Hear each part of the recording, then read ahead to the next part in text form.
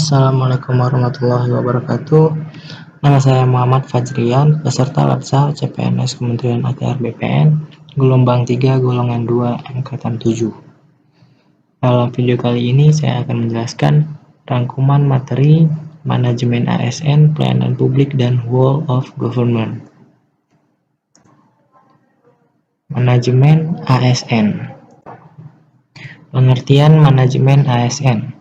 Manajemen ASN adalah pengelolaan ASN untuk menghasilkan ASN yang profesional, memiliki nilai dasar, etika profesi, bebas dari intervensi politik, bersih dari praktik KKN. Kedudukan ASN. Pegawai ASN berkedudukan sebagai unsur aparatur negara yang menjalankan kebijakan yang ditetapkan oleh pimpinan instansi pemerintah, serta harus bebas dari pengaruh dan intervensi semua golongan dan partai politik.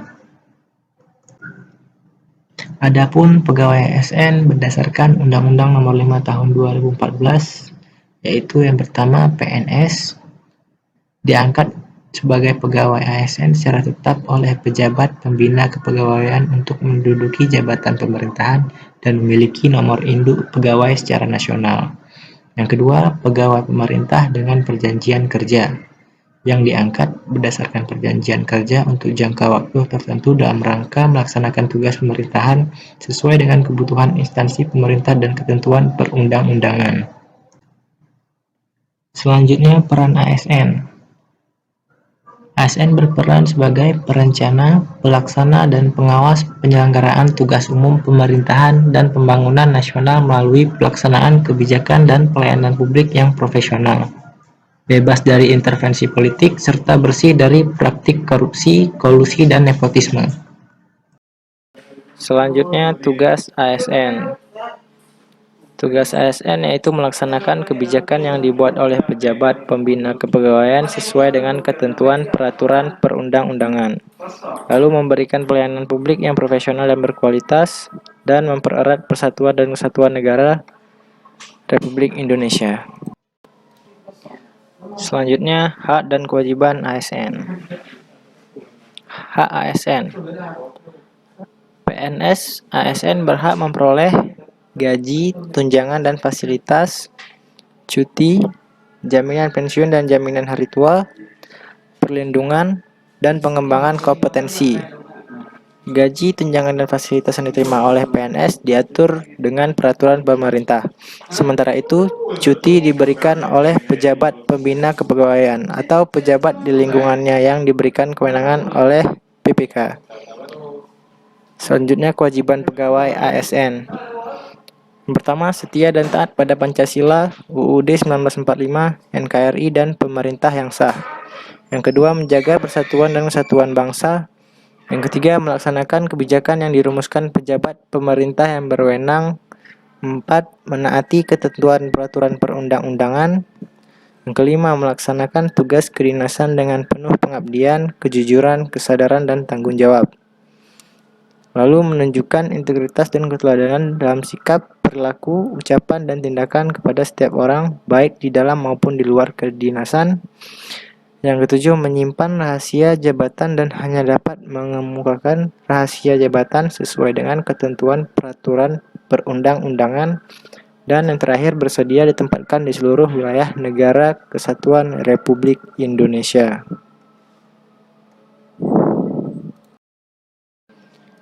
Selanjutnya, kode etik dan fungsi kode etik ASN. Dalam Undang-Undang ASN disebutkan bahwa profesi ASN berlandaskan pada kode etik dan kode perilaku yang bertujuan untuk menjaga martabat dan kehormatan ASN.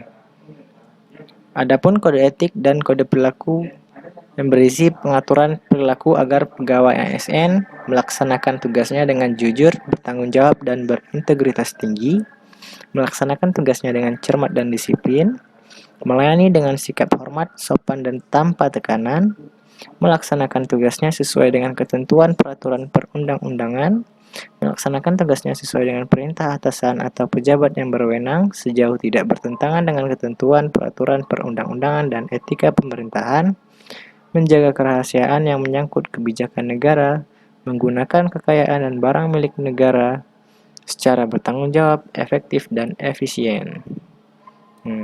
Berikut beberapa fungsi kode etik ASN, yaitu sebagai pedoman, panduan birokrasi publik aparatur sipil negara dalam menjalankan tugas dan kewenangan agar tindakannya dinilai baik. Juga sebagai standar penilaian sifat, perilaku, dan tindakan birokrasi publik atau aparatur sipil negara dalam menjalankan tugas dan kewenangannya. Serta etika birokrasi penting sebagai panduan norma bagi aparat birokrasi dalam menjalankan tugas pelayanan pada masyarakat dan menempatkan kepentingan publik di atas kepentingan pribadi, kelompok, dan organisasinya. Mekanisme pengelolaan ASN.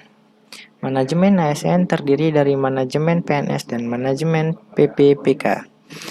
Manajemen PNS meliputi penyusunan dan penetapan kebutuhan, pengadaan, pangkat dan jabatan, pengembangan karir, pola karir, promosi, mutasi, penilaian kinerja, penggajian dan tunjangan, penghargaan disiplin, pemberhentian, jaminan pensiun dan hari tua, dan juga perlindungan.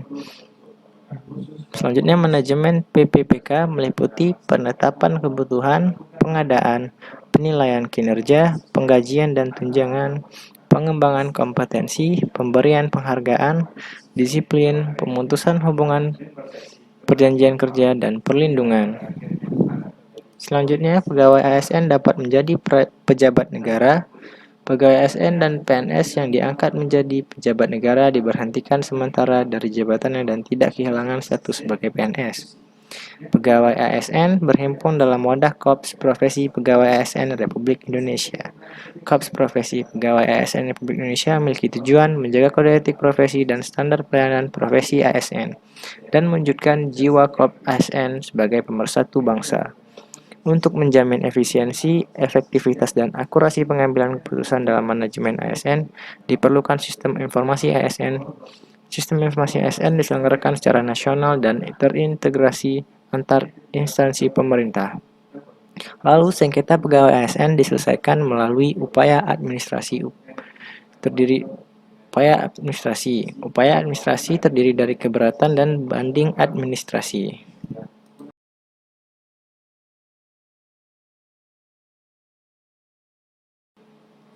Selanjutnya, ada pelayanan publik.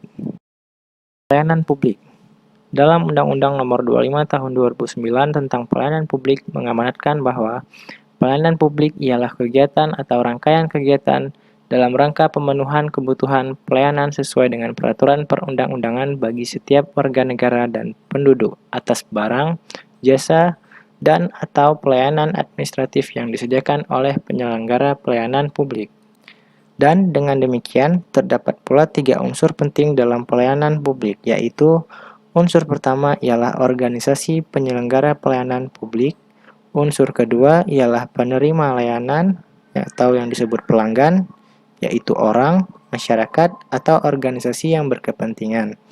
Dan unsur ketiga ialah kepuasan yang diberikan atau diterima oleh penerima layanan. Selanjutnya, pola pikir ASN sebagai pelayan publik. Pelayanan publik merupakan hak warga negara sebagai amanat konstitusi. Pelayanan publik diselenggarakan dengan pajak yang dibayar oleh warga negara. Pelayanan publik diselenggarakan dengan tujuan untuk mencapai hal-hal yang strategis bagi kemajuan bangsa di masa yang akan datang. Pelayanan publik memiliki fungsi tidak hanya memenuhi kebutuhan-kebutuhan dasar warga negara sebagai manusia, akan tetapi juga berfungsi untuk memberikan perlindungan bagi warga negara atau proteksi. Dan dengan memahami 4 hal pokok tersebut, maka diharapkan ASN akan memposisikan diri saudara secara tepat ketika berhadapan dengan warga yang membutuhkan pelayanan publik. Bentuk-bentuk patologi birokrasi. Bentuk-bentuk patologi birokrasi antara lain penggelembungan organisasi, duplikasi tugas dan fungsi, red tape, konflik kewenangan, korupsi, kolusi, dan nepotisme, dan enggan berubah. Selanjutnya, prinsip-prinsip pelayanan prima. Prinsip-prinsip pelayanan prima antara lain ialah responsif terhadap pelanggan atau memahami pelanggan, membangun visi dan misi pelayanan, menetapkan standar pelayanan dan ukuran kinerja pelayanan, pemberian pelatihan dan pengembangan pegawai terkait bagaimana memberikan pelayanan yang baik, dan memberikan apresiasi kepada pegawai tersendiri. Yang ketiga dan yang terakhir dalam rangkuman yang saya jelaskan ialah Whole of Government. Mengenal Whole of Government.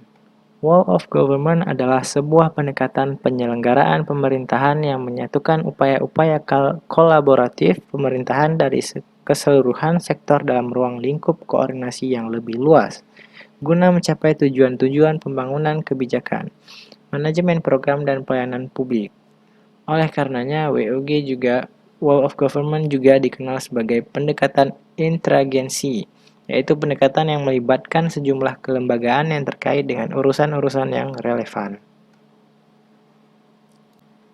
Terdapat beberapa cara pendekatan Whole of Government yang dapat dilakukan, baik dari sisi penataan institusi formal maupun informal, yaitu yang pertama, penguatan koordinasi antar lembaga, yang kedua, membentuk lembaga koordinasi khusus, yang ketiga, membentuk gugus tugas, dan yang keempat, koalisi sosial. Selanjutnya, best practice Whole of Government. Ada beberapa negara telah memiliki pengalaman dalam menerapkan pendekatan Whole of Government dan yang berhasil dengan cukup baik. Nah, berikut ialah tabel best practice dalam beberapa negara. Yang pertama ada Inggris, yang kedua Australia, yang ketiga Amerika Serikat. Lalu, ada pun tantangan dalam praktek Whole of Government ini tersendiri. Tantangan yang akan dihadapi dalam penerapan Whole of Government di tataran praktek antara lain ialah yang pertama, kapasitas SDM dan institusi itu. Yang kedua, nilai dan budaya organisasi. Yang ketiga, kepemimpinan. Lalu, praktek Whole of Government dalam pelayanan publik. Praktek Whole of Government dalam pelayanan publik dilakukan dengan menyatukan seluruh sektor yang terkait dengan pelayanan publik. Jenis pelayanan publik yang dikenal yang dapat didekati oleh pendekatan Whole of Government ialah 1. Pelayanan yang bersifat administratif. Yang kedua, pelayanan jasa. Yang ketiga, pelayanan barang. Yang keempat, pelayanan regulatif. Dan mengapa perlu Whole of Government? Yaitu ialah untuk dorongan publik untuk kinerja good governance. Lalu untuk ego sentral atau sosialisasi. Lalu keberagaman dan terakhir perkembangan teknologi dan informasi. Demikian dari video penjelasan rangkuman yang saya buat. Sekian, lebih dan kurang saya mohon maaf. Assalamualaikum warahmatullahi wabarakatuh. Terima kasih.